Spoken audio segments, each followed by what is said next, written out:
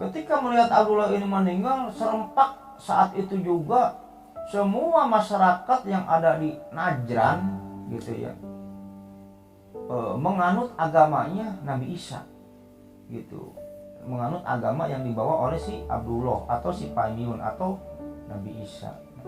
Itulah sebabnya Lucky Lopez, kenapa agama Nasrani bisa ada di Najran. Nah, peristiwa pembakaran masyarakat Najran untuk mempertahankan agama penyembah Allah gitu, agama tauhidnya itu tidak masuk ke agama si Junuwas ini yang dibakar di Karit. Nah, peristiwa tersebut dikenal dengan peristiwa Ashabul Ukhdud.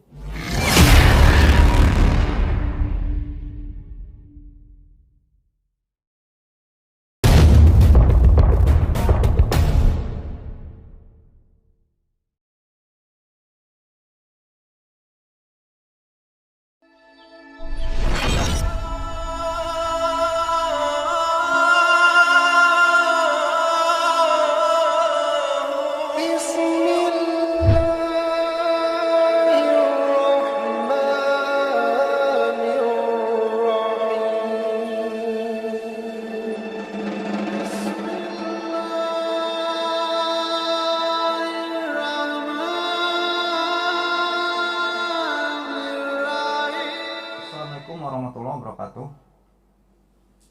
Bismillahirrahmanirrahim. Alhamdulillahirrahmanirrahim. Wabihi nasta'inu ala umuri dunia waddin. Wassalatu wassalamu ala asrofil anbiya'i wal mursalin wa ala alihi wa sahbihi ajmain, amma ba'du. Oke Lucky Lovers, kembali lagi bersama saya Lucky Revolver. Jadi pada video kali ini kembali saya akan melanjutkan kisah sejarah Islam ya, yang dimana kemarin baru sampai part 3 kalau nggak salah ya. Kemarin itu baru sampai orang yang pertama memberikan kiswah kepada Ka'bah ya, yaitu siapa? Tuban As'ad gitu ya. Nah, mungkin pada video kali ini saya akan kembali masih di negeri Yaman, akan menceritakan suatu kisah yang ada di negeri Yaman ya, yang dimana kisah ini biasa disebut dengan sebutan Ashabul Ukhdud ya. Mungkin Lucky Lovers sudah pernah mendengarnya ya. Apa itu kisah Ashabul Ukhdud itu? Yaitu kisah pembantaian pengikut Nabi Isa atau orang-orang Nasrani di kota Najran gitu. Ya mungkin sebelum lanjut ke ceritanya, alangkah baiknya bagi Lucky Lovers semua atau orang yang sedang menonton video ini yang belum subscribe di channel YouTube ini, alangkah baiknya subscribe dulu ya. Subscribe dulu supaya apa? Supaya saya tambah bersemangat untuk membuat konten-konten selanjutnya. Dan yang sudah subscribe, saya banyak ucapkan terima kasih. Semoga Lucky Lovers semua atau orang yang sudah subscribe dalam channel YouTube ini mendapatkan pahala atau amal baiknya, diberikan balasan berkali-kali lipat gitu ya oleh Allah Subhanahu wa taala. Mungkin kita lanjut ke ceritanya Lucky Lovers. Nah, kemarin kita sudah membahas tentang bagaimana awal munculnya agama Yahudi di Yaman gitu ya. Yaitu dibawa oleh kedua orang pendeta dari Bani Quraidah tadi ya. Yang dimana dua pendeta itu di riwayat ini dibawa oleh si Tuban As'ad ini ke Yaman ya, ke kerajaan Himyar, Tuba. Dan setelah membuktikan tentang kesaktian gitu ya, kesaktian ilmunya, akhirnya serempak penduduk Yaman ketika itu memeluk agama kedua pendeta tadi gitu. Nah, setelah penduduk Yaman ini memeluk agama kedua pendeta tadi, singkat cerita aja, akhirnya Tuban As'ad ini meninggal lah ya. Tuban As'ad ini meninggal. Yang dimana Lucky Lovers, sepeninggalannya Tuban As'ad ini meninggalkan 3 orang anak gitu. Yang pertama namanya Hasan, yang kedua namanya Amr, yang ketiga namanya Jur'ah the Junuwas, atau biasa disebutnya the Junuwas gitu. Sepeninggalannya Tuban As'ad, ketika itu Yaman ini dipimpin oleh satu pemimpin, yaitu anaknya Tuban As'ad yang bernama Hasan. Nah, ketika itu Hasan menjadi raja di Yaman gitu. Ketika Hasan menjadi raja di Yaman gitu ya, Hasan ini orangnya obsesius, ambisius terhadap kekuasaan gitu. Si Hasan ini sering menjajah suku-suku kecil, merampas suku-suku kecil, menyerang suku-suku kecil, memperluas jajahannya, memperluas daerah kekuasaannya. Pokoknya orangnya ambisius lah si Hasan ini. Sampai pada suatu ketika Hasan ini mempunyai suatu ide yang dibilang cukup gila, nonsen lah. Idenya itu apa? Mau menyerang Persia dan mau menyerang Jazirah Arab ketika itu.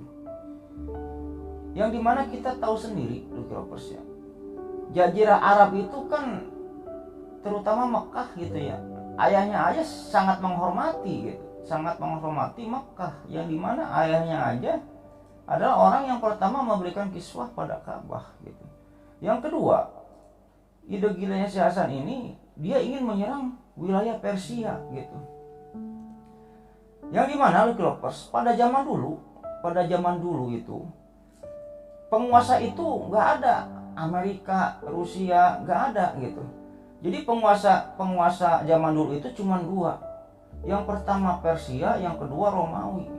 Persia ini menguasai bumi sebelah timur, bagian bumi sebelah timur, dan Romawi menguasai bagian bumi sebelah barat.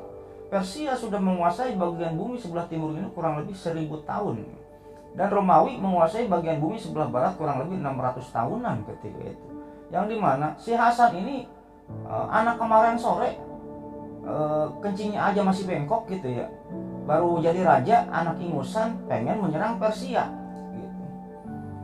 Akhirnya ide gila si Hasan itu dicetuskanlah kepada panglima-panglima dan pasukan-pasukan perangnya, besok kita serang Persia katanya, dan kita serang Jazirah Arab gitu.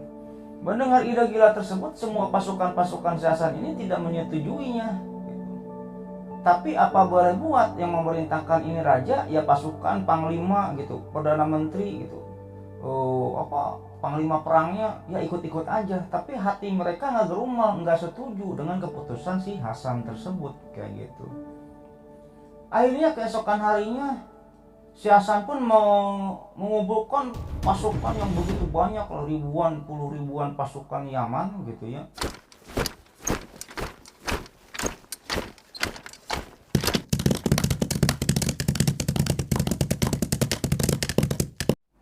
Akhirnya berangkatlah ketika itu pasukan ini dari Yaman, ingin menuju ke Persia, mau menyerang Persia lah ketika itu, dan mau menyerang Jazirah Arab. Akhirnya jalanlah ribuan pasukan si Hasan ini jalan keluar dari kerajaan Yaman. Akhirnya jalan di tengah jalan, ketika si Hasan ini sedang istirahat gitu ya. Ketika si Hasan ini sedang istirahat dengan pasukannya, akhirnya tanpa sepengetahuan si Hasan, beberapa panglima dan perdana menteri ini melakukan rapat kecil-kecilan lah, rapat lah. Ada puluhan perdana menteri rapat lah ketika itu. Akhirnya satu sama lain saling bertanya, lu yakin mau nyerang Persia? Yakin menang gak kita? Kata seorang lagi menjawab, ya gua sih nggak yakin menang. Lu tahu sendiri Persia, kita bunuh diri kalau menyerang Persia. Tahu nih si Raja Hasan ini ya, otaknya itu ditaruh di mana ya katanya. Para perdana menteri dan panglima-panglimanya ini sedang rapat tanpa sepengetahuan si Hasan. Terus kata yang satu orang lagi, terus apa yang harus kita lakukan katanya. Ya udah kayak gini aja deh, daripada kita mati konyol nyerang Persia gitu ya, kita bunuh aja si Hasan.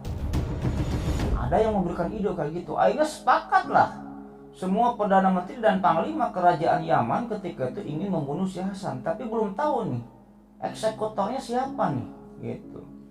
Akhirnya ada yang punya ide, gimana kalau kita menyuruh si Ammar gitu.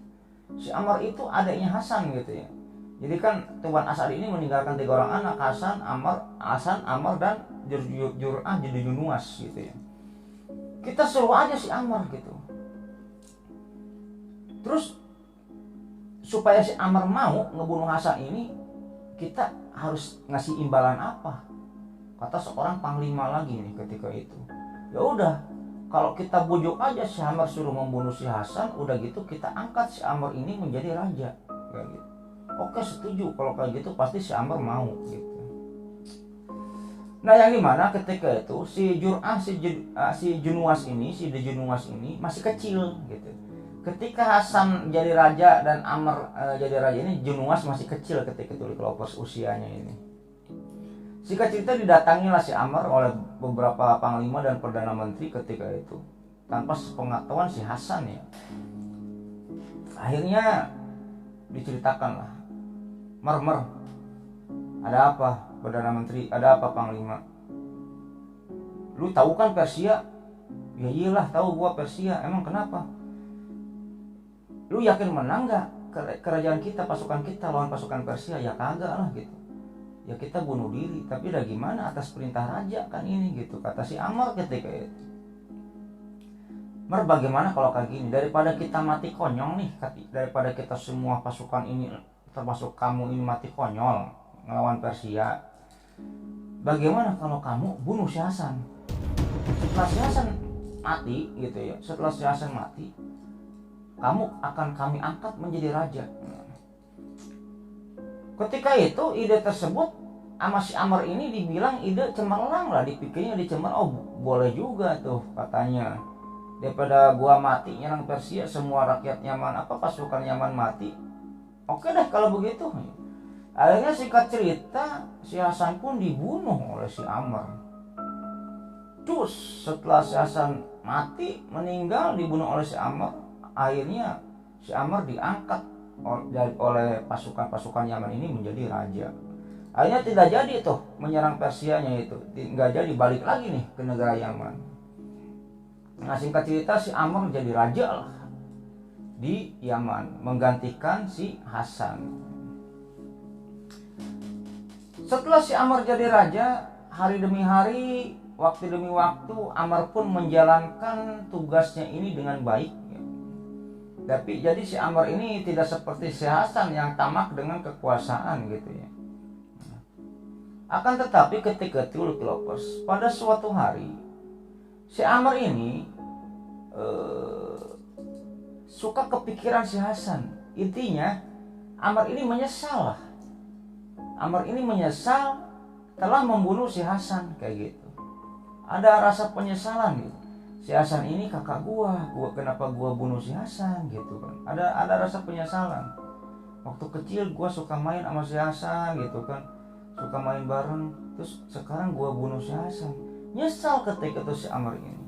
Yang dimana setelah terbunuhnya si Hasan, si Amr ini mempunyai suatu penyakit gitu. Penyakitnya itu apa lu Kelopas? Penyakitnya itu si Amr ini tidak pernah bisa tidur sore-sore gitu. Jadi tidur itu pagi gitu, kadang nggak tidur seharian gitu, semalaman gitu. Jadi Amr ini mempunyai penyakit insomnia, susah tidur karena kepikiran terus si Hasan. Akhirnya penyakit insomnianya tersebut kambuh beberapa minggu, beberapa bulan, akhirnya tersiksa dengan penyakit tersebut. Ujung-ujungnya mah kerajaan tidak dia urus gitu. Istilahnya badan dia sakit-sakitan mulu karena jarang tidur gitu. Akhirnya melihat hal tersebut si Amr pun istilahnya berobat ke tabib dan mencari beberapa peramal, beberapa dukun lah istilahnya. Akhirnya dipanggilkanlah tabib dan beberapa dukun tersebut. Akhirnya diceritakan tentang penyakit insomnianya si Amr tersebut. Yang dimana ketika itu ada beberapa peramal atau dukun yang mengatakan bahwa ya raja, biasanya penyakit kayak gini ini emang suka datang kepada seseorang yang telah membunuh saudaranya sendiri.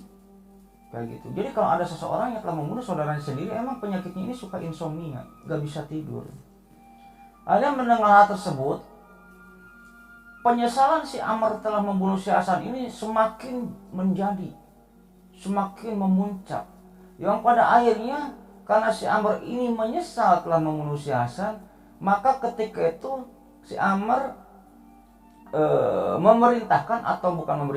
merencanakan untuk membunuh semua orang yang terlibat dengan pembunuhan si Hasan.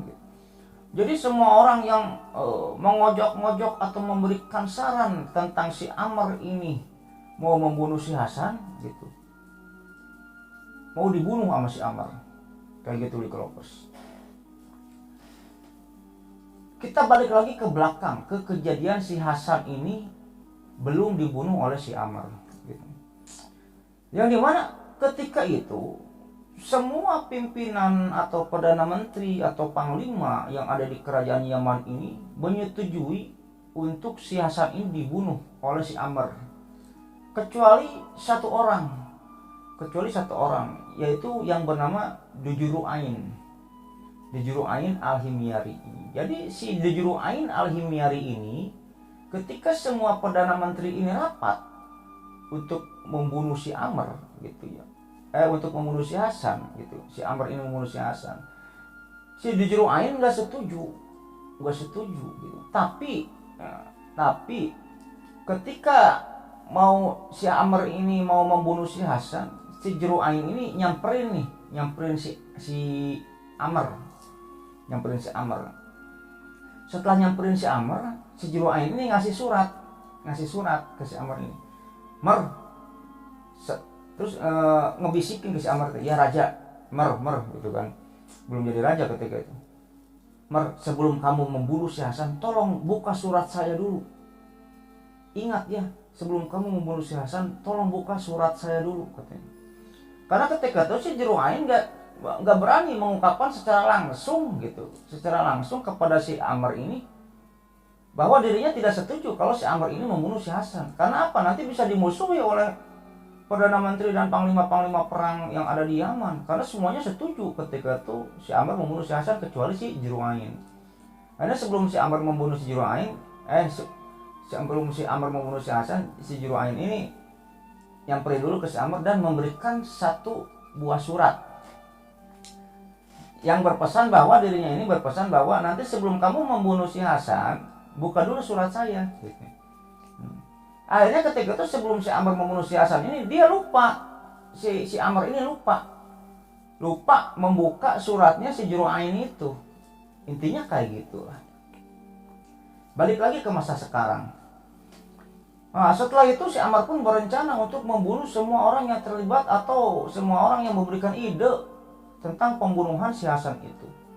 Hanya dikumpulkanlah semua panglima, perdana menteri yang ketika itu memberikan ide kepada si Amr untuk membunuh si Hasan.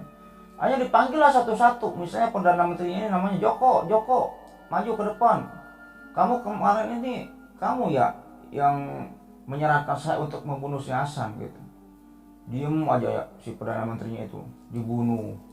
Panggil lagi satu lagi panglima perangnya, dibunuh. Semuanya yang terlibat dalam permasalahan pembunuhan si Hasan ini atau yang memberikan ide kepada si Amr untuk membunuh si Hasan ini dibunuh oleh si Amr.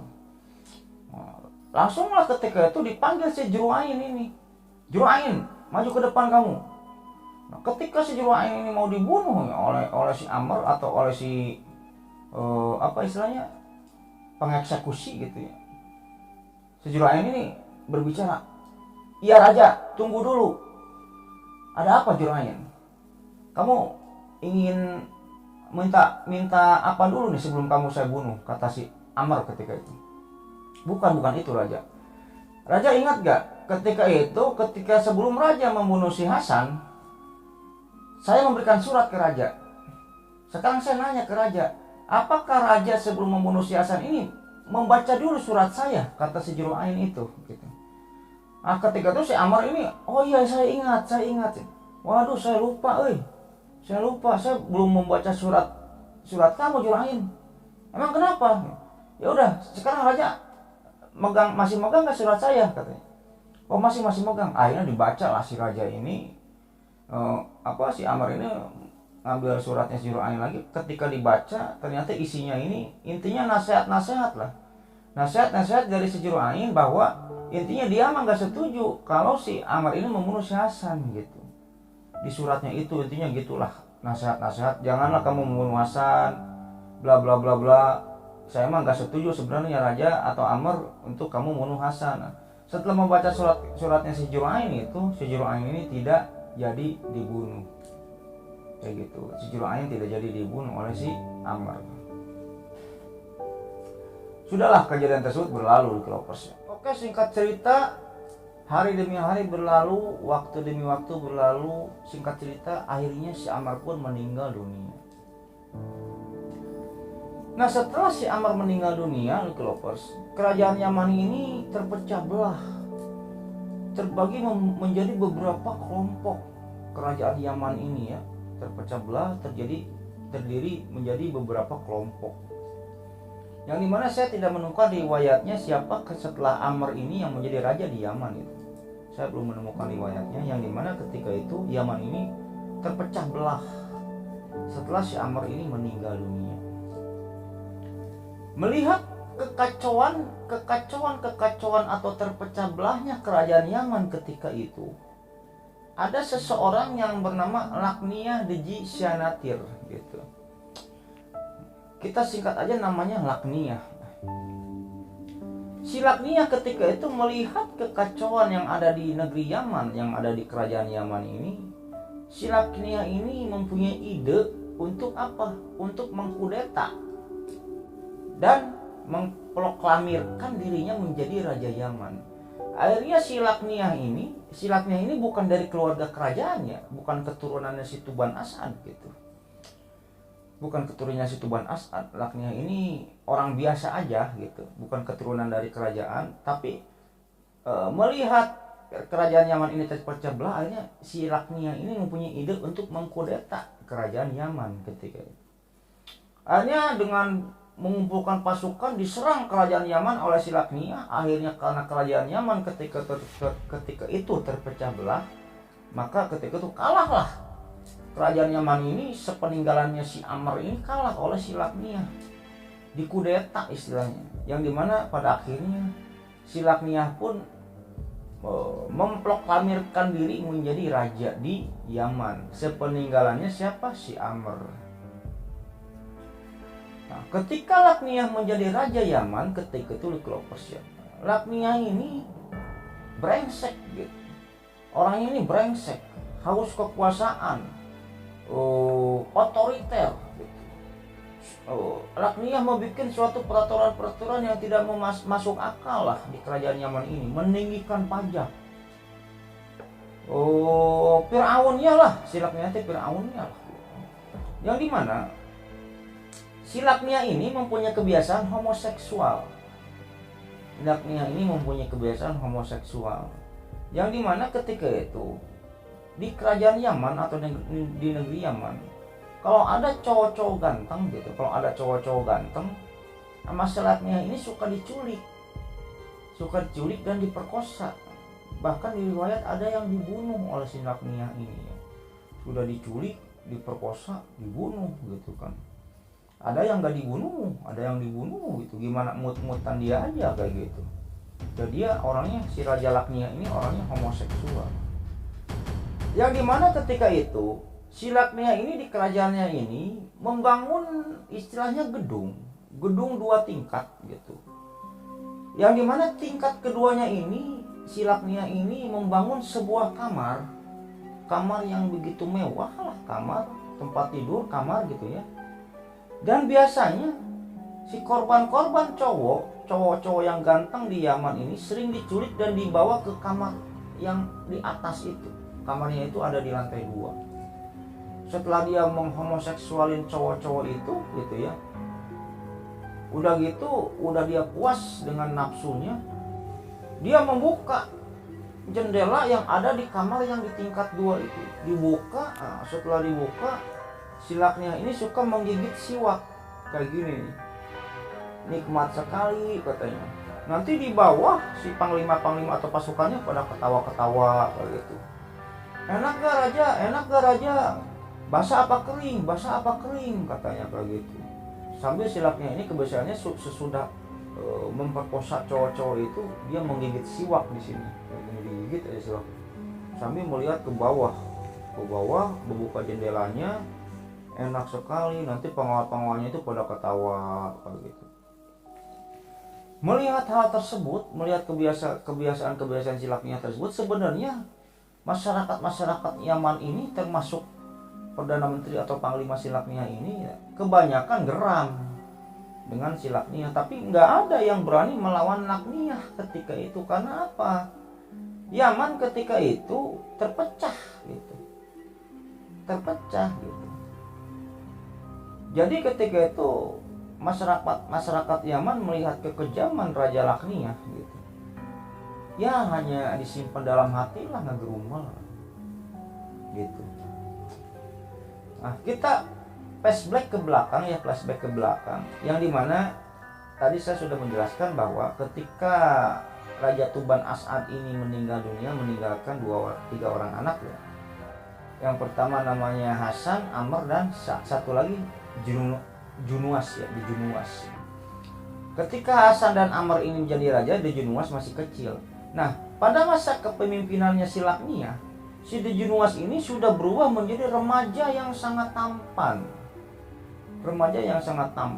Di riwayat-riwayat di Junuas ini dijulukinya Yusuf gitu. Mendengar si Lakniyah ini, ketika mendengar ada pria tampan, remaja tampan, yang dimana pria tampan tersebut adalah keturunan raja gitu, keturunan dari kerajaan gitu, turunan langsung si Tuban As'ad gitu. Si Lakniyah ini sangat terobsesi sekali. Pengawal, bawa Junuas ke sini katanya gitu. Yang dimana ketika itu kebiasaan Lakniyah ini suka mengincar pria-pria gitu, keturunan dari raja, keturunan dari Junuas, baik itu keturunan si Hasan, baik itu keturunan si Amr gitu, baik itu keturunan Tuban As'ad gitu. Supaya apa? Supaya kalau pria-pria tersebut sudah dihomoseksualin sama si Lakniyah, nanti tidak ada lagi penerus dari kerajaan Yaman, keturunan raja si Tuban As'ad gitu. Ngerti nggak lu Kelopers? Jadi target utama si Lakniyah ini keturunan raja atau dari saudara-saudaranya raja gitu, sepupunya keturunan raja gitu. Target utamanya itu supaya tidak ada lagi penerus yang melanjutkan rajanya itu gitu ya. Jadi Lakniyah ini ingin berkuasa seumur hidup lah kayak gitu. Ya kadang dia ngebunuh, udah diperkosa dibunuh, kadang dilepasin kayak gitu aja. Nah, soalnya apa lu Kelopers? Homoseksual ini menular gitu. Homoseksual, lesbi, buci gitu ya, buci, bencong gitu ya, itu menular gitu. Saya pernah ngobrol dengan pelaku homoseksual gitu, dengan dokter juga gitu, dengan lesbi bahkan dengan si buci itu cewek jadi cowok gitu. Jadi kayak gitu itu menular gitu, bukan penyakit gitu, bukan takdir istilahnya gitu, bukan takdir gitu. Kan sekarang ada ya, aduh saya mah udah takdirnya kayak gini sama Allah, udah takdirnya jadi bencong gitu kan, gak bisa lagi suka sama cewek, sukanya sama cowok, udah takdirnya. Bukan takdir, itu mah penyakit menular. Makanya kan peribahasanya kayak gini, kalau kita bergaul dengan tukang minyak wangi ya kita kebawa wangi ya gitu. Kalau misalnya kita bergaul dengan apa istilahnya ya, tukang apa ya, bakar-bakaran ya kita bau asap gitu ya. Intinya kita bergaul ini dengan siapa pasti akan ketularan gitu. Kalau kita bergaul dengan tukang minyak wangi ya kita bakal kebawa wangi, intinya kayak gitu. Makanya bergaulah dengan orang-orang soleh, Kelopers ya.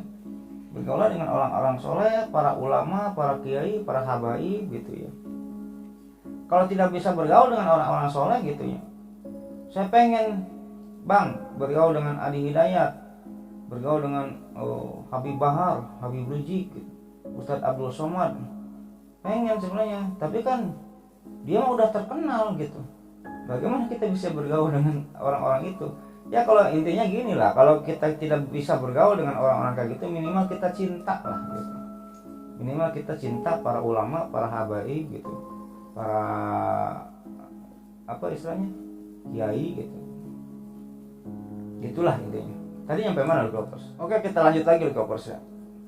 Nah, jadi akhirnya si Lakniyah ini mendengar ada cowok ganteng namanya Junuas, dia keturunan raja. Pengawal, panglima, perdana menteri, ambil Junuas, suruh ke sini. Hanya ditangkaplah ketika itu dengan paksa si Jenuas gitu ya, untuk dibawa ke si Lakniah, ke tingkat 2-nya itu, kamar tingkat 2-nya itu ya. Udah gue gak usah dipaksa, kata Jenuas teh. Bentar gue mandi dulu, gue bersolek dulu katanya. Gue pakai parfum dulu, kata Jenuas teh ya. Akhirnya Jenuas pun dandan dulu, bersolek dulu gitu ya. Nah, padahal ketika itu Jenuas ini mempunyai ide. Idenya itu apa? Untuk ngebunuh si Lakniah Djisanatir itu. Jadi ketika Jenuas ini dipanggil oleh Lakniah ke kamar tingkat 2-nya untuk diperkosa, untuk dihomoseksualin, jadi Jenuas ini ketika itu menyelipkan pisau belati di kakinya, tanpa diketahui oleh pengawalnya si Lakniah dan tanpa diketahui oleh si Lakniah. Ketika itu Jenuas ini menyelipkan pisau belati di kakinya. Akhirnya berangkatlah Jenuas ini menemui Lakniah dengan dikawal oleh pengawal. Setelah sampai kamarnya, Jenuas pun ditinggal. Si Lakniah biasa ya, sudah gaya kayak gitu. Ya udah Jenuas, ternyata kamu ganteng juga ya, kata Lakniah ini. Gimana? Sekarang to the point aja deh. Kamu mau di bawah atau mau di atas, kata si Lakniah ini. Akhirnya ketika itu singkat cerita aja lah ya, ketika si Lakniah ini sedang memperkosa si Jenuas gitu, sedang menggauli si Jenuas. Akhirnya si Jenuas pun mengeluarkan pisau belatinya dari kakinya ini, langsung ditancapkan ke si Lakniah. Cep, gitu, langsung ditancapkan.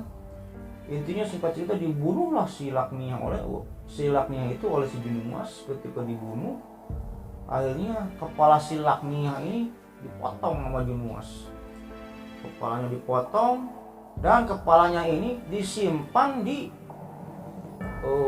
jendela. Nah, jadi kan tadi saya pernah cerita ya, kalau Jenuas ini kalau si Lakniah ini sudah menghomoseksualin pria-pria, dia suka membuka jendela gitu, lalu melihat ke bawah sambil menggigit siwak gitu ya. Wah, enak sekali gitu kan. Akhirnya pengawal-pengawal yang di bawahnya itu pada ketawa. Nah, ketika itu si kepala Lakniah itu ini dipotong sama Jenuas, dipotong, dan kepalanya ini disimpan di jendela. Dan setelah itu kepalanya ini dikasih siwak. Oleh si Jenuas, kepala si Lakniah ini dipotong, disimpan di jendela, dikasih siwak. Akhirnya Jenuas pun pergi lah, turun ke bawah. Setelah turun ke bawah, si Jenuas pun sama panglima, sama perdana menteri di sana ya, sama pengawal si Lakniah ini dibecanda-becandain lah. Gimana rasanya? Basah apa kering katanya. Ketika itu Jenuas ini menjawab, basah kering. Tuh tanyain aja tuh sama orangnya tuh di atas tuh katanya. Ditunjuklah kepala si Lakniah ketika itu.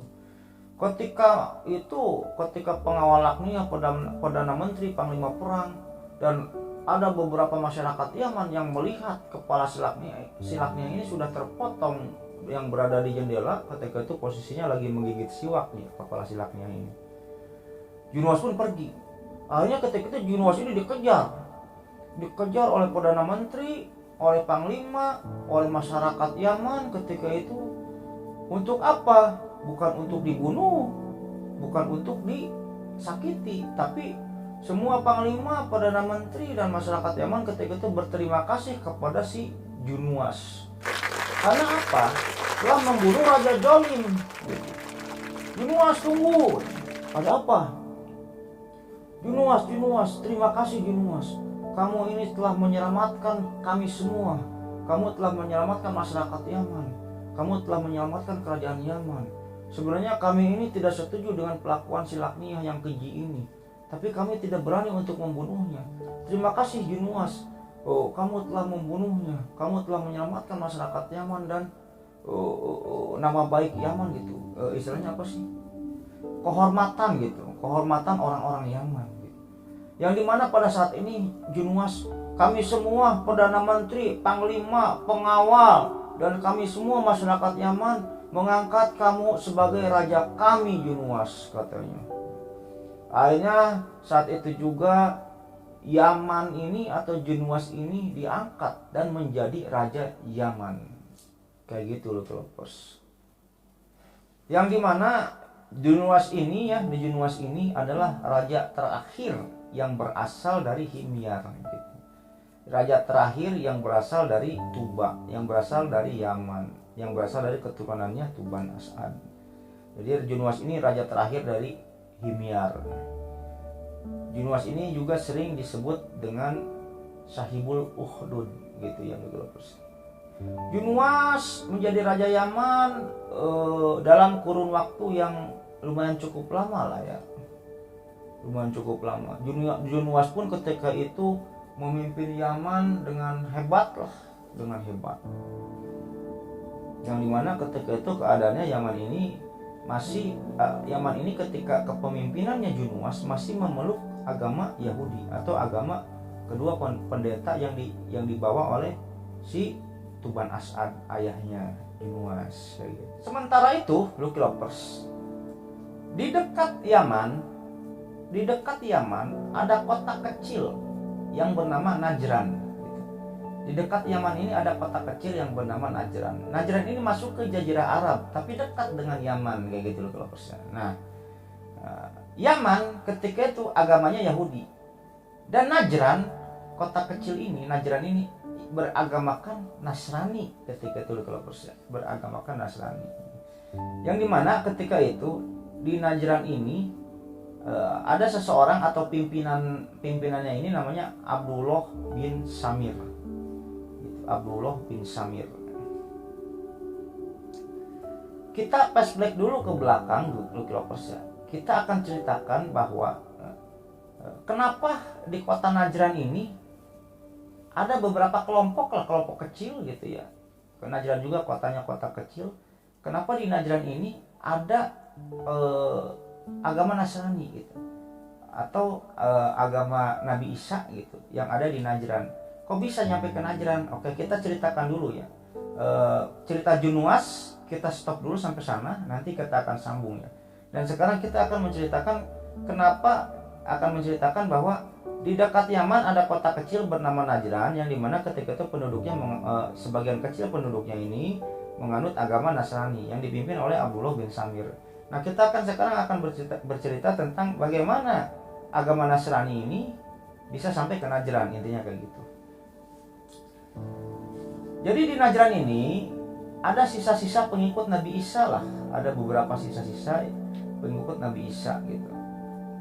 Yang dimana ketika itu di Najran ini agama Nasrani ini gitu ya dibawa oleh seorang pendeta lah istilahnya kayak gitu ya, pendeta soleh ya, yang bernama Paimiyun gitu, yang bernama Paimiyun. Oke sih, kita akan ceritakan tentang siapakah Paimiyun ini gitu loh. Paimiyun dulunya tinggal di Syam. Dulunya ini tinggal di Syam. Jadi Paimiyun ini adalah sisa-sisa pengikut Nabi Isa yang soleh gitu. Paimiyun ini punya kebiasaan, dia ini sangat menghormati hari Ahad atau hari Minggu. Jadi kalau hari Minggu Paimiyun ini tidak kemana-mana, sholat aja gitu, sholat ngedoa gitu. Sangat menghormati hari Minggu Paimiyun ini atau hari Ahad. Paimiyun ini dikenal dengan doanya yang mustajab gitu. Doanya yang mustajab. Jadi kalau ada orang sakit sama Paimiyun didoain sembuh gitu. Kalau ada misalnya orang gak bisa jalan misalnya, sama Paimiyun ini didoain jadi bisa jalan gitu. Dan Paimiyun ini pekerjaannya ini tukang bangunan. Dia ahli kalau bikin rumah gitu, ngebetulin genteng gitu ya, neplok tembok gitu ya. Dia ahli lah. Dia pekerjaannya tukang bangunan. Akan tetapi, Lucky Lovers, Paimiyun ini kan tadi saya bilang doanya mustajab gitu ya. Paimiyun ini tidak mau kalau ada orang misalnya Paimiyun sedang di rumahnya. Paimiyun, tolong dong sembuhin anak saya lagi sakit. Paimiyun gak mau gitu. Jadi Paimiyun ini suka menyembuhkan orang kalau dalam keadaan tidak disengaja gitu. Misalnya Paimiyun lagi main kemana gitu, melihat orang sakit, ini sakit apa, lumpuh, sama Pak Mimin doain gitu, sembuh orangnya gitu. Tapi kalau disengaja-sengaja dipanggil untuk menyembuhkan orang sakit, Pak Mimin gak mau. Kan apa? Takut terkenal gitu, takut terkenal.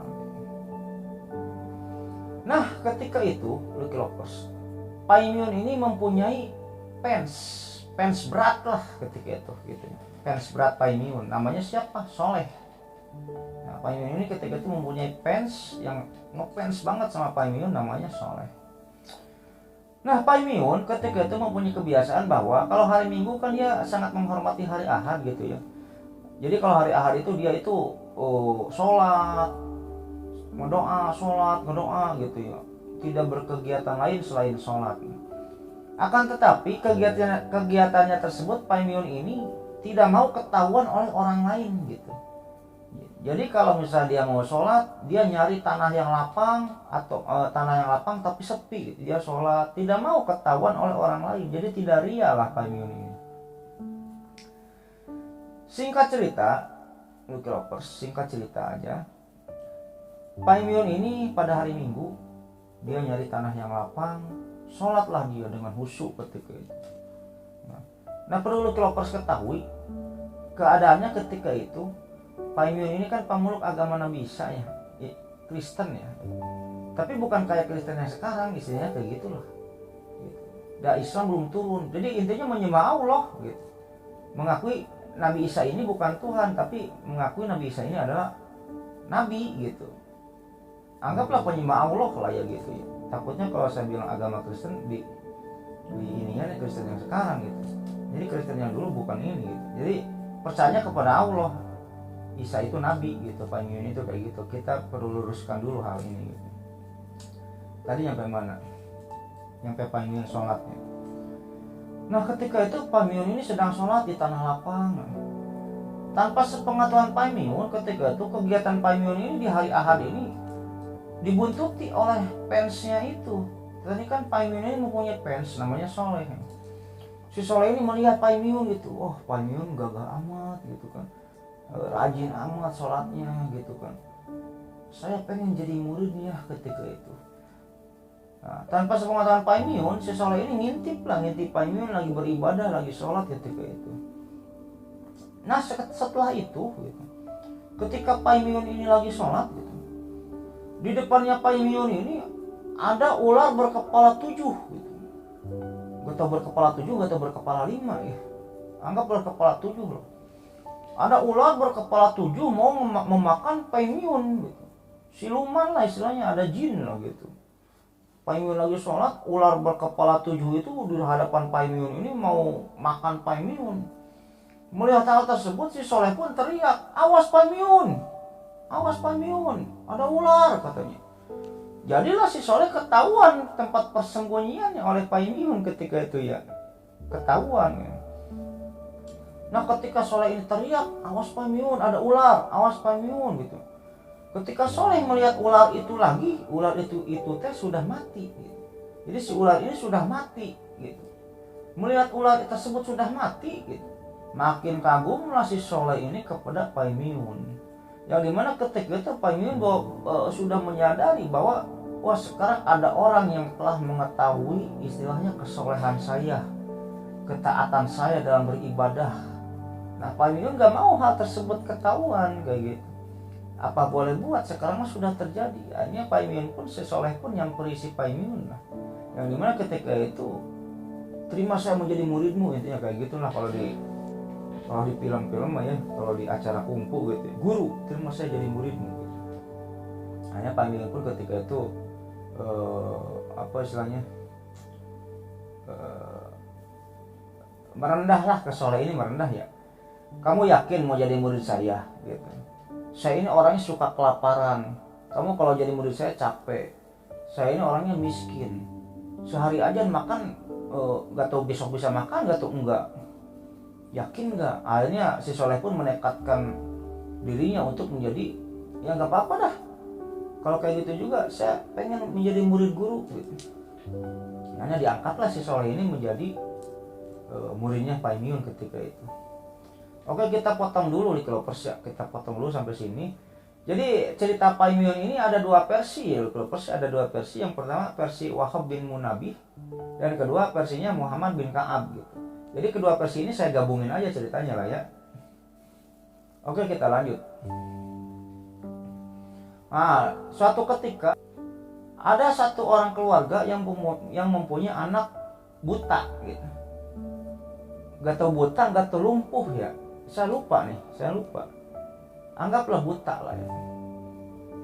Apa lumpuh ya? Anggaplah buta lah ya.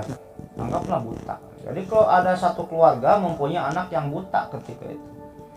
Jadi gosip-gosip tentang Paimyun ini doanya mustajab sudah nyebar. Akhirnya yaudah kita cari Paimyun aja yuk, suruh mendoakan anak kita bu, supaya anak kita bisa melihat lagi katanya. Tapi kan si Paimyun ini kan gak mau. Kalau disengaja-sengaja ini gak mau. Kalau dipanggil untuk menyembuhkan orang sakit gak mau. Ya udah suruh aja Paimyun ngebenerin rumah kita gitu. Akhirnya didatangi lah ketika itu Paimyun ini oleh keluarga tersebut gitu ya. Paimyun, ya ada apa? Tolong dong, rumah saya bocor gentengnya misalnya kayak gitu ya. Tolong benerin dong katanya kan. Oh iya, ntar saya sore ke rumah kata Paimyun itu ya. Akhirnya sore hari pun Paimyun pun datang ke rumah keluarga tersebut yang mempunyai anak buta. Anak-anaknya itu ditutupi oleh selimutnya. Nah, ketika itu Paimyun ini ngebenerin genteng yang bocor lah ya. Ngerjain genteng yang bocor, dikerjain. Nah, setelah dikerjain, si Paimyun ini tidak sengaja melihat anaknya itu yang ditutupi oleh selimut.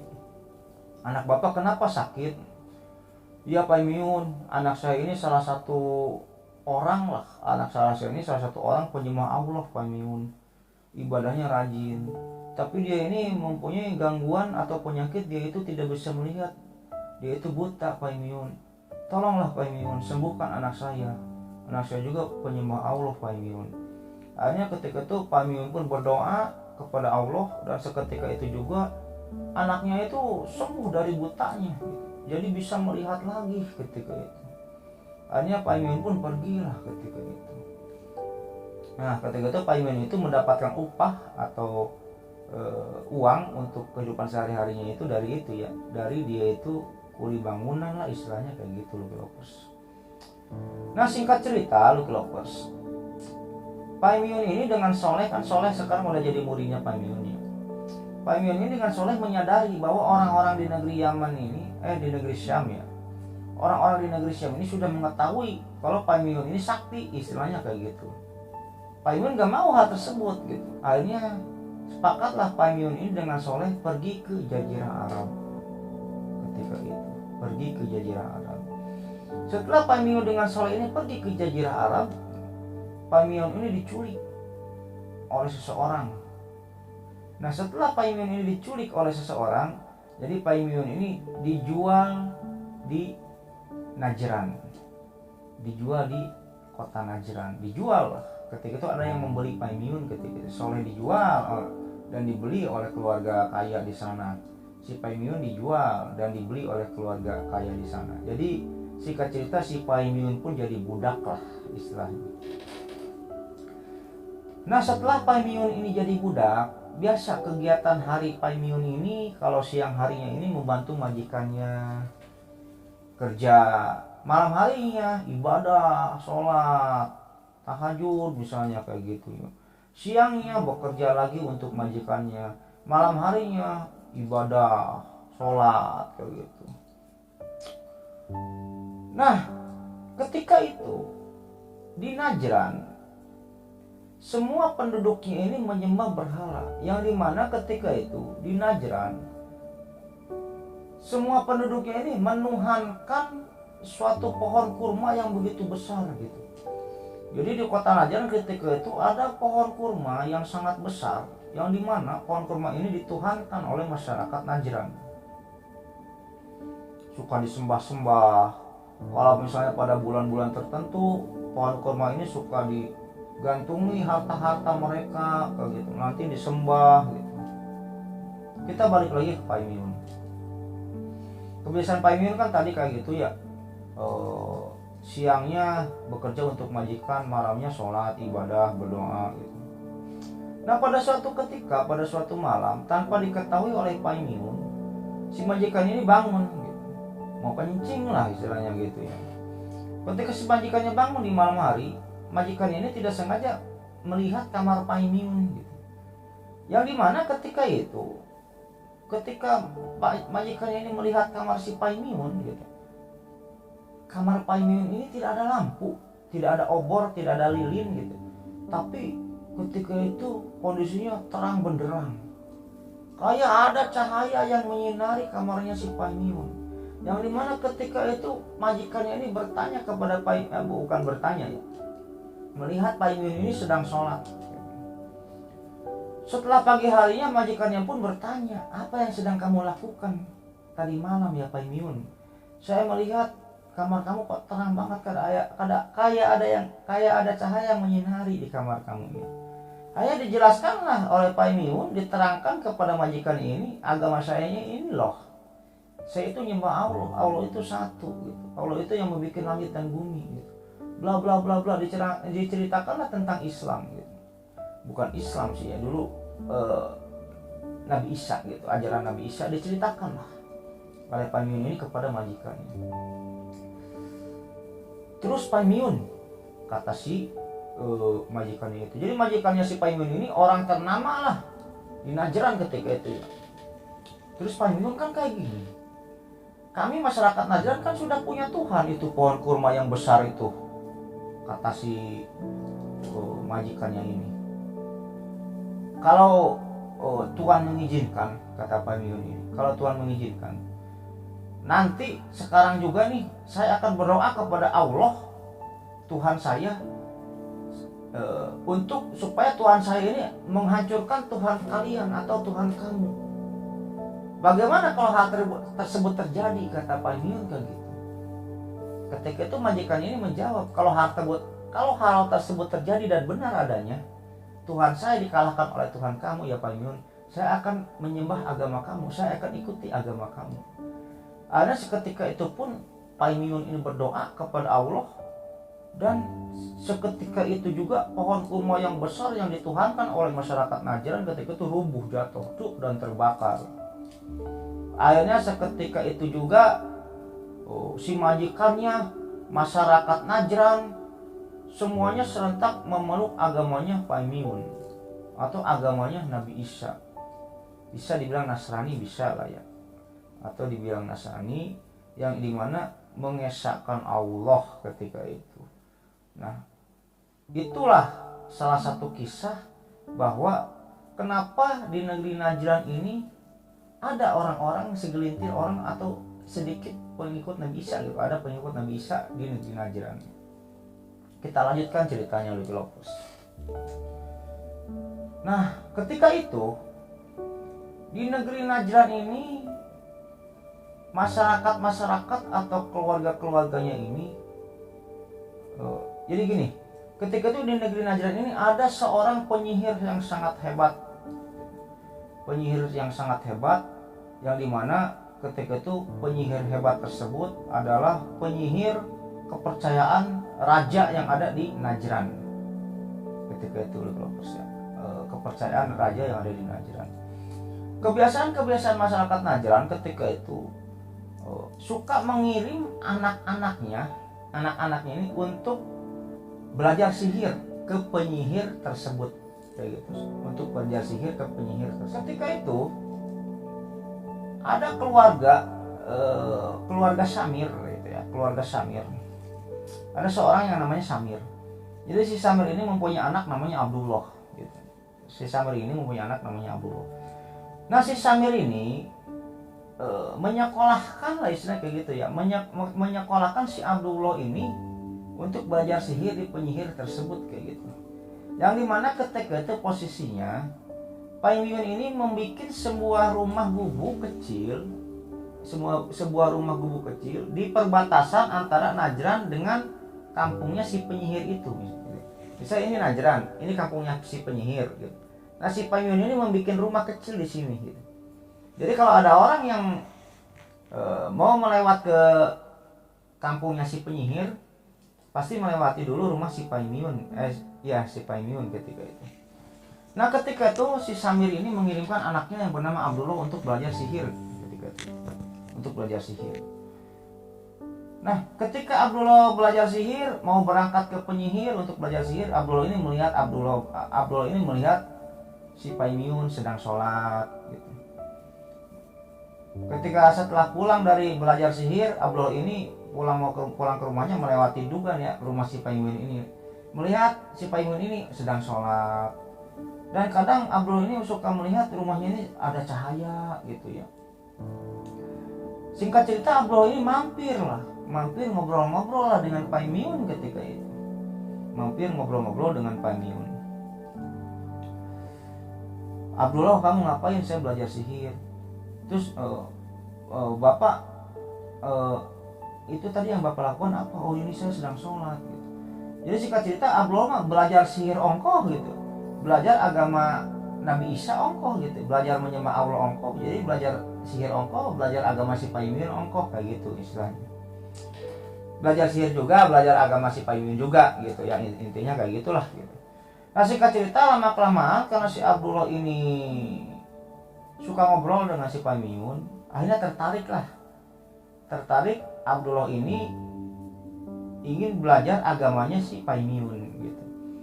Akhirnya singkat cerita, si Abdullah pun masuk ke agamanya si Paimyun ya gitu, masuk ke agamanya si Paimyun.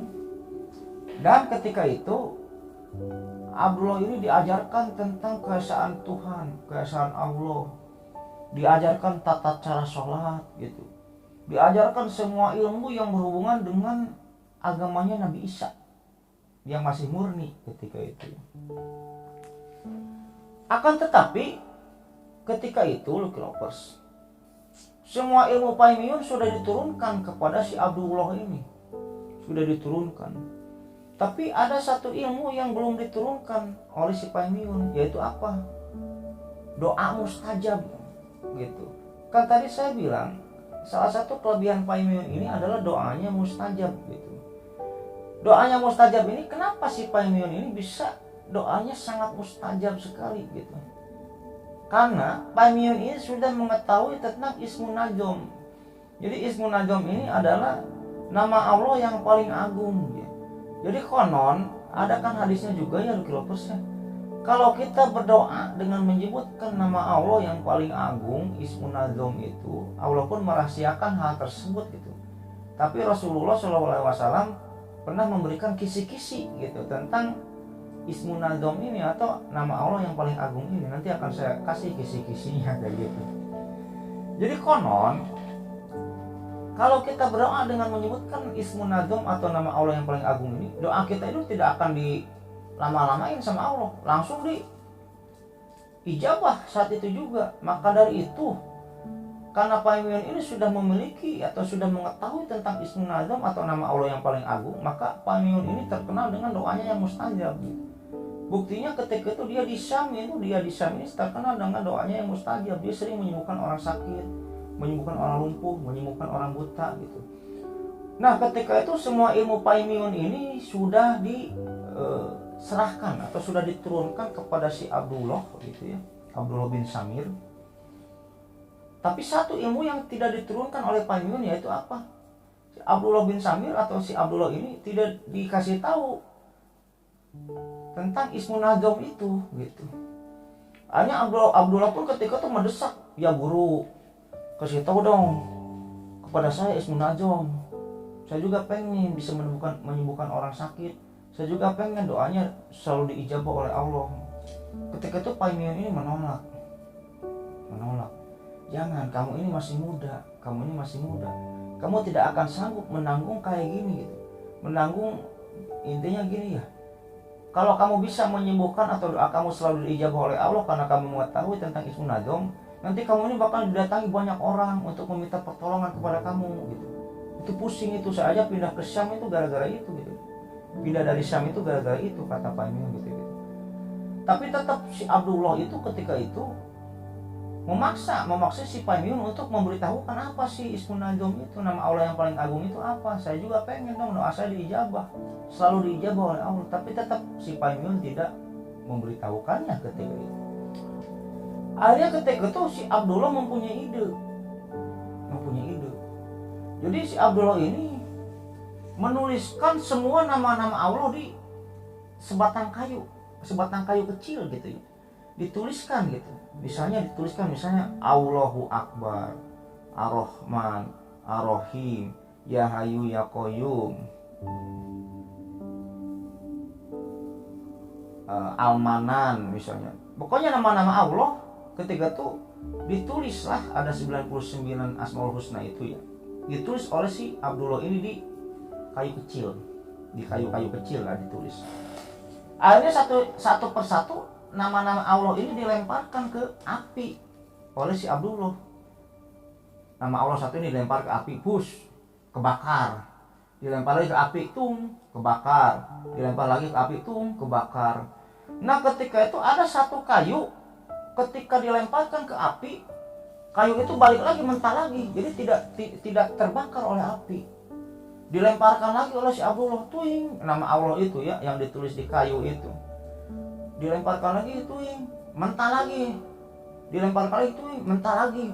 Oh berarti ini kayu ini bertuliskan nama Allah yang paling agung karena tidak terbakar oleh api kayak gitu. Akhirnya Abdullah pun ketika itu membaca nama Allah yang tertulis dalam kayu itu apa. Ketika dibaca, oh ini berarti nama Allah yang paling agung itu ini kayak gitu. Akhirnya datang si Abdullah ini ke si Paimiun ini, guru, ada apa muridku? Kata si Paimiun.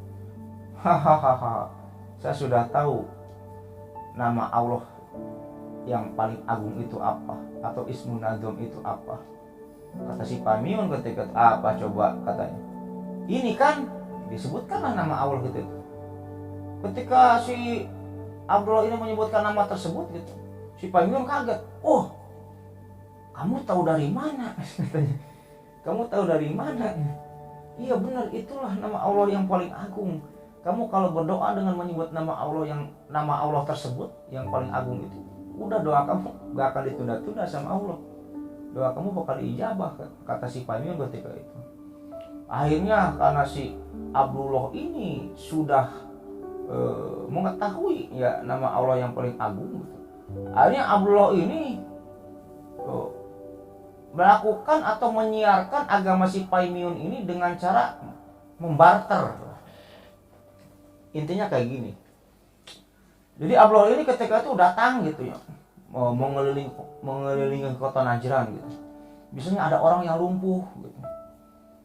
Kamu lumpuh ya? Iya Abdullah, saya lumpuh. Kan kota Najran itu ketika itu penganut ini ya, penyembah berhala.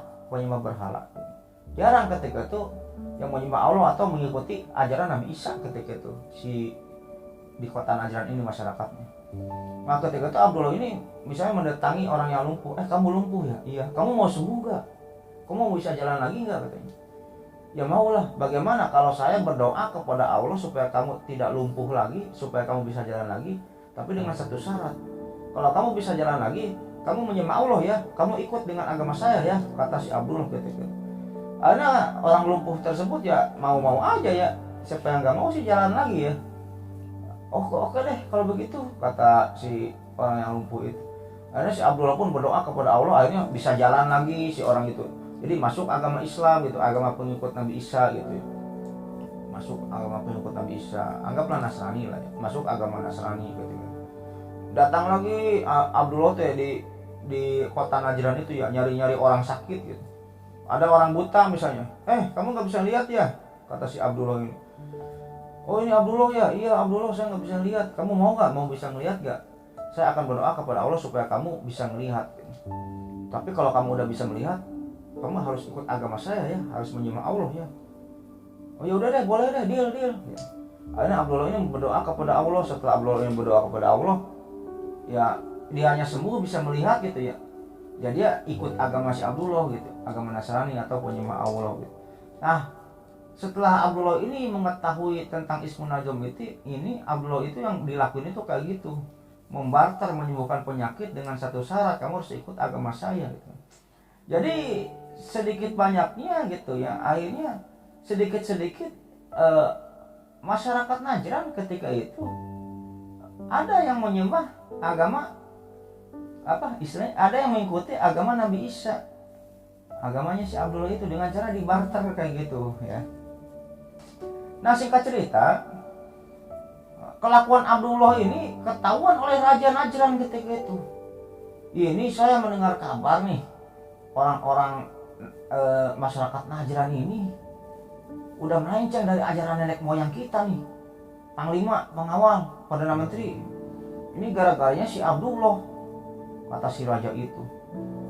Tangkap Abdullah, bawa ke sini, kata si raja ketika itu. Ayo ditangkaplah si Abdullah, dibawa ke hadapan raja ketika.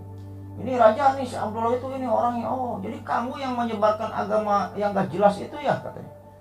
Ayo sama Abdullah diceramahin lah.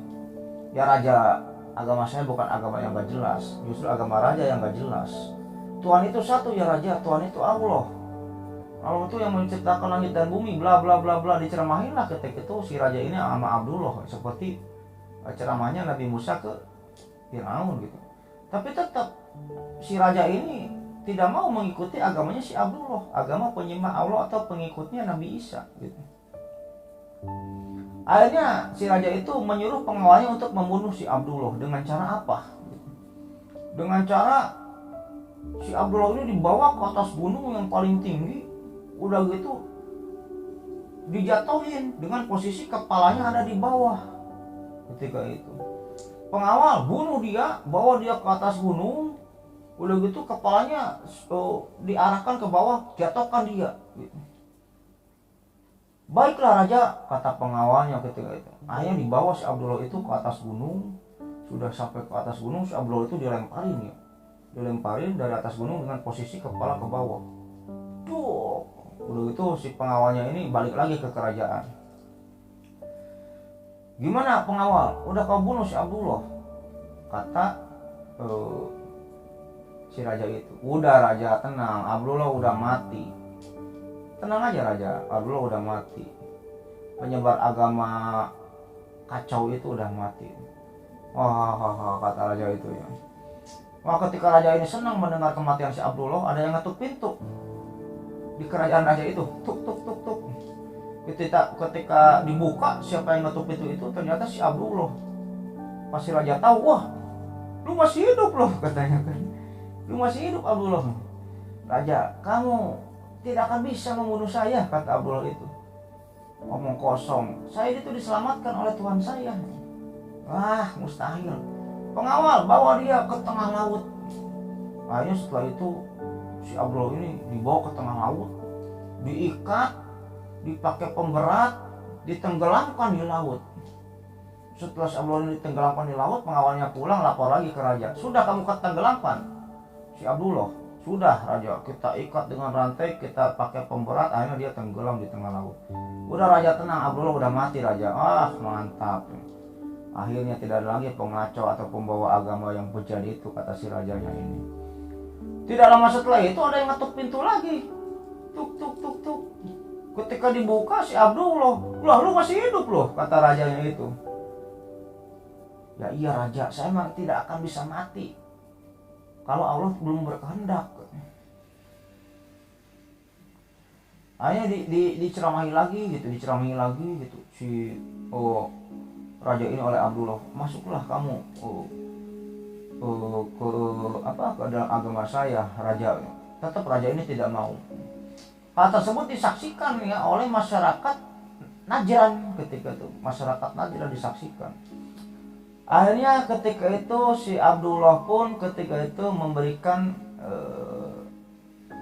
pilihan atau memberikan istilahnya apa sih? Iya, pilihan lah kepada raja.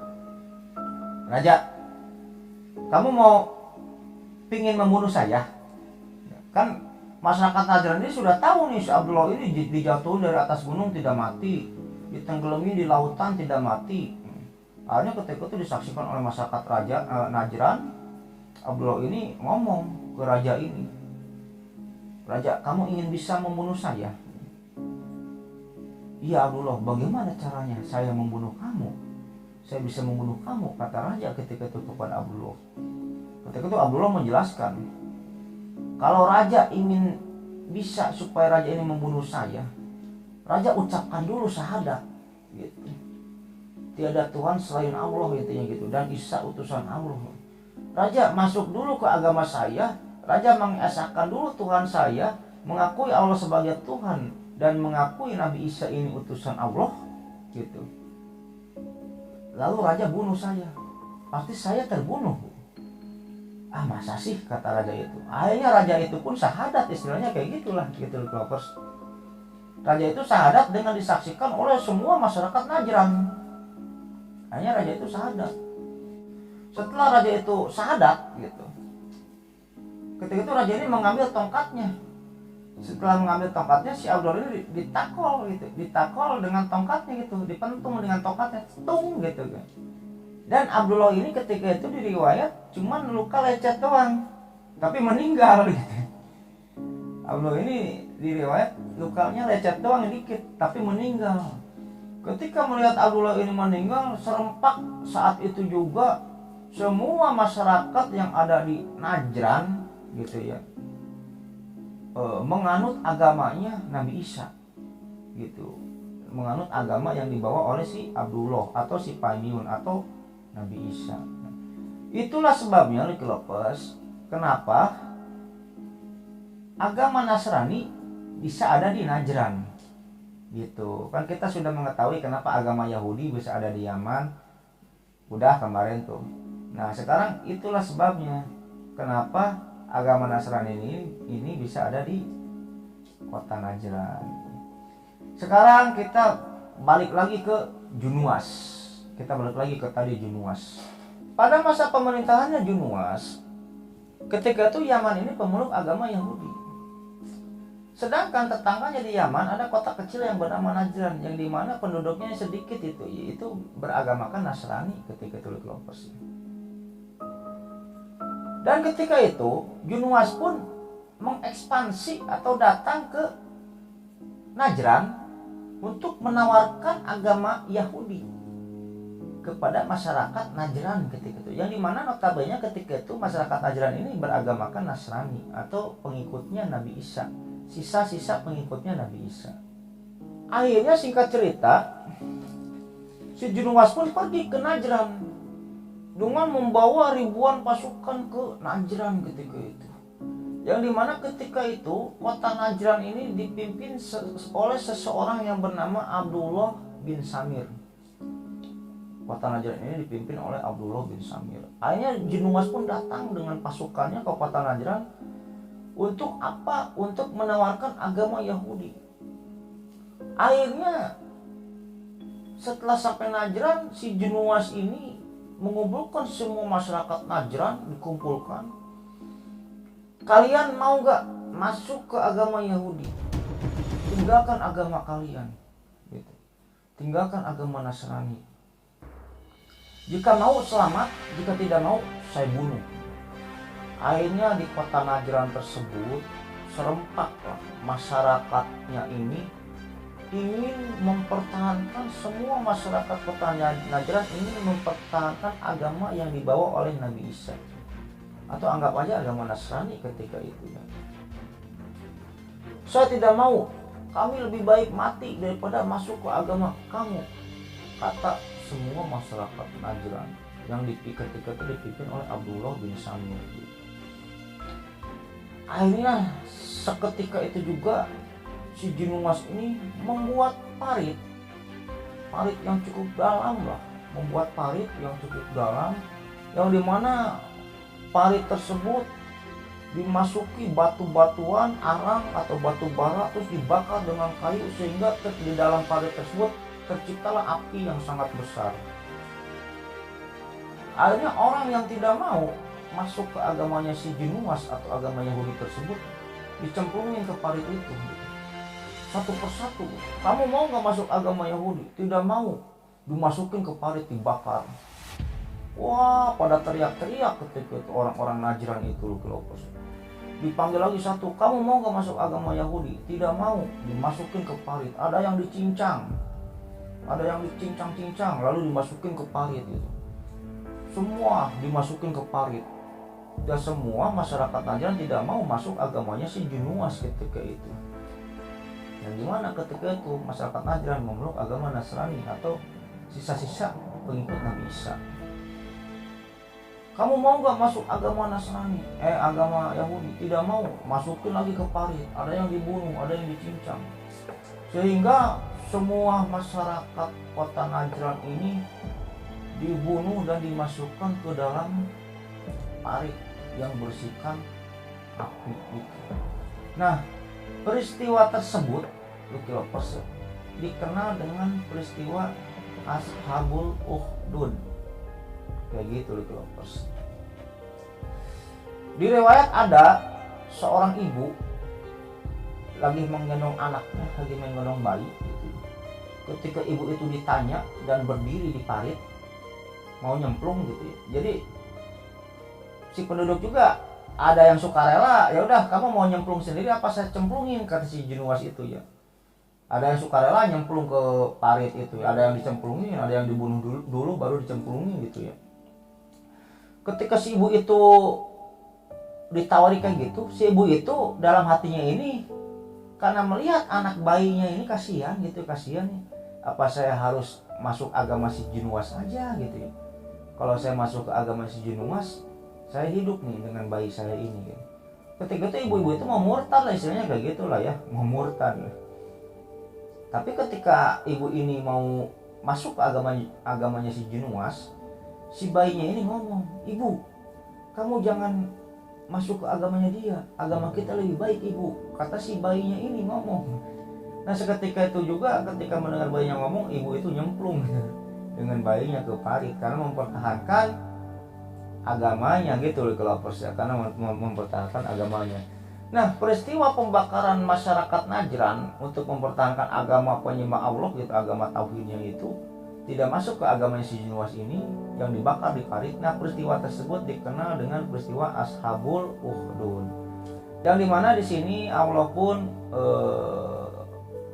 menuliskan gitu ya, bukan menuliskan lah, memfirmankan hal tersebut dalam suratnya dalam Al-Quran, yaitu surat Al-Buruj kalau nggak salah ya, Al-Buruj ya.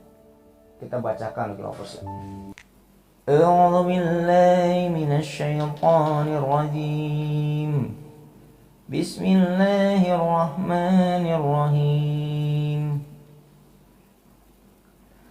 Was-samaa'i dzatil buruj wal yawmil maw'ud wa syahidin wa mashhud. Qutila ashabul ukhdud an-nari dzatil waqud idh hum 'alayha qu'ud wa hum 'ala ma yaf'aluna bil mu'minina shuhud wa ma naqamu minhum illa an yu'minu billahil 'azizzil hamid. Shadaqallahul azim. Demi langit yang mempunyai gugusan bintang, dan demi hari yang dijanjikan, demi yang menyaksikan dan yang disaksikan, binasalah orang-orang yang membuat parit, yaitu para pembesar Najran di Yaman gitu. Jadi Allah mengecam perbuatan si Junuas itu gitu ya, mengecam, binasalah orang-orang yang membuat parit, yaitu para pembesar Najran di Yaman, yaitu siapa? Yang tadi pimpinannya si Junuas, anaknya Tuban As'ad, yang berapi, yang mempunyai kayu bakar. Jadi di dalamnya itu ada kayu-kayu bakar gitu, dibakar gitu. Ketika mereka duduk di sekitarnya, sedang mereka menyaksikan apa yang mereka perbuat terhadap orang-orang mukmin gitu. Jadi ketika itu Kristennya itu menyembah Allah karena Nabi Muhammad belum datang. Benar ketika itu agamanya si Abdullah bin Samir ini benar gitu. Dan mereka menyiksa orang-orang mukmin itu hanya karena orang-orang mukmin itu beriman kepada Allah yang Maha Besar, Maha Terpuji. Karena orang-orang di negeri Najran ini mempertahankan agamanya, agama Allah, agama Nabi Isa. Ya itulah risikonya dibakar dalam parit ketika itu Lucky Lovers. Nah, yang dimana Lucky Lovers ketika itu semua masyarakat kota Najran itu semuanya dibunuh dalam parit. Oleh siapa? Oleh si Jenuas itu ya. Dan ada satu orang yang berhasil lari. Gitu. Dari pembantaian tersebut gitu. Jadi semua masyarakat Najran ini semuanya terbunuh dalam peristiwa Ashabul Ukhdud itu. Akan tetapi ada satu orang yang berhasil lolos, penduduk Najran ini ya. Dia kabur dengan memakai kuda, kabur dikejar oleh si Jenuas dan pasukannya tidak terkejar. Begitu. Siapakah satu orang yang berhasil lolos dari pembantaian Ashabul Ukhdud tersebut? Apakah dirinya akan menuntut balas? Kemana dia pergi? Gitu.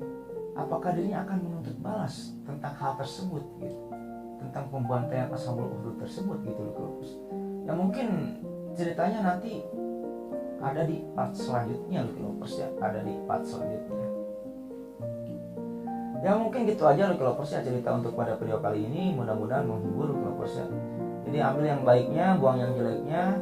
Ya mudah-mudahan dalam cerita ini saya sebagai penyalur dan saya Lucky Lovers ini sebagai pendengar, kita semua mendapatkan pahala ya dari Allah Subhanahu wa taala gitu. Oh iya, saya lupa. Takutnya Lucky Lovers mau tahu gitu. Mau tahu tentang Ismun Azam gitu. Tentang Ismun Azam gitu. Jadi intinya kayak gini. Secara terang-terangan gitu. Secara terang-terangan Allah dalam Al-Qur'an atau dalam Al-Qur'an lah ya. Allah ini tidak memberitahukan secara terang-terangan gitu tentang Ismun Azam Allah itu ini gitu. Tapi Rasulullah SAW dalam hadisnya sudah memberikan kisi-kisi ya. Kisi-kisi tentang Ismun Azam gitu. Ismun Azam itu nama Allahnya apa sih yang agung ini? Nama Allah yang mana gitu. Suatu ketika Rasulullah ini sedang ke masjid, dari sana ke masjid. Ada seorang sahabat Nabi yang sedang berdoa. Di awal doanya itu, seorang sahabat Nabi ini di awal doanya ini berdoa ini kayak gini. Bismillahirrahmanirrahim. Allahumma inna nas'aluka bi anna lakal hamdu la ilaha illa anta wahdaka la syarika lakal mananu badi'us samawati wal ard dzul jalali wal ikram ya hayyu ya qayyum. Nah, setelah sahabat Nabi itu berdoa kayak gitu ya. Lalu dia berdoa mengucapkan kayak gitu, lalu dia berdoa misalnya, ya Allah sehatkan aku, ya Allah berikan aku rezeki, ya Allah bla bla bla bla bla gitu. Ketika itu Rasulullah ini berbicara, sesungguhnya doa orang ini tidak akan ditunda-tunda lagi oleh Allah dan pasti akan dikabulkan secepatnya. Kenapa ya Rasulullah? Kata para sahabat ketika itu. Karena dia berdoa kepada Allah dengan mengawalinya dengan menyebutkan nama Allah yang paling agung gitu. Jadi jika dilihat dari konteks hadis tersebut gitu, berarti nama Allah yang paling agung itu apa? Ya Hayyu ya Qayyum gitu ya. Allahumma inna nas'aluka bi anna lakal hamdu la ilaha illa anta wa dakala sarikal mananu almanan. Berarti ya badu samawati wal ard. Terus dzul jalali wal ikram badu samawati wal ard dzul jalali wal ikram ya Hayyu ya Qayyum gitu. Itu berarti nama Allah yang azam itu gitu ya. Ada juga yang menyebutkan bahwa nama Allah yang paling agung itu ya Allah Akbar gitu. Ya walau alam sih ya. Walau alam yang mana, tapi kalau di hadis itu ya itu nama Allah yang paling agung itu. Jadi kalau kita sebelum berdoa kepada Allah minta gitu ya. Sebelum kita berdoa kepada Allah, ucapkan dulu gitu. Allahumma inna nas'aluka bi anna lakal hamdu la ilaha illa anta wa la syarika lakal mananu badi'us samawati wal ard dzul jalali wal ikram ya hayyu ya qayyum. Baru kita minta doa kita itu apa kepada Allah, insya Allah gitu. Karena di sana terdapat nama Allah yang paling agung. Itu ada hadisnya gitu. Ya gitu Lucky Lovers ya, untuk video kali ini mudah-mudahan menghibur dan terima kasih kepada Lucky Lovers semua atau penonton yang sudah menonton video ini sampai dengan selesai. Dan tidak lupa juga Jangan lupa subscribe lah ya, subscribe di channel YouTube ini supaya saya tambah bersemangat untuk membuat konten-konten selanjutnya. Dan tidak lupa juga sebelum saya tutup video ini, saya mendoakan kepada Lucky Lovers semua ya. Allahumma inna nas'aluka bi anna lakal hamdu la ilaha illa anta wahdaka la syarika lakal mananu badius samawati wal ardi wa jalil wa ikram ya hayyu ya qayyum. Yang mudah-mudahan Lucky Lovers semua disehatkan, diberikan kesehatan, diberikan rezeki yang melimpah oleh Allah. Bagi Lucky Lovers semua yang belum punya jodoh nih, susah banget jodoh teh, pacaran putus gitu kan. Ya mudah-mudahan cepat dipertemukan oleh Allah Subhanahu wa taala jodohnya tersebut ya. Kalau laki-laki jodohnya ini yang cewek yang cantik, baik, solehah, kaya, rajin, sayang kepada suami gitu. Kalau cewek sebaliknya, cowoknya ganteng, baik, tanggung jawab gitu, dan berkepribadian gitu. Mobil pribadi, rumah pribadi ya. Ya bukan bagi Lovers semua yang masih sehat gitu, mudah-mudahan diperpanjang nikmat sehatnya oleh Allah Subhanahu wa taala ya, dan tidak disakitkan lagi sampai wafat. Dan jika ada yang sakit, mudah-mudahan cepat diangkat penyakitnya oleh Allah Subhanahu wa taala ya, dan tidak disakit-sakitkan lagi sampai wafat.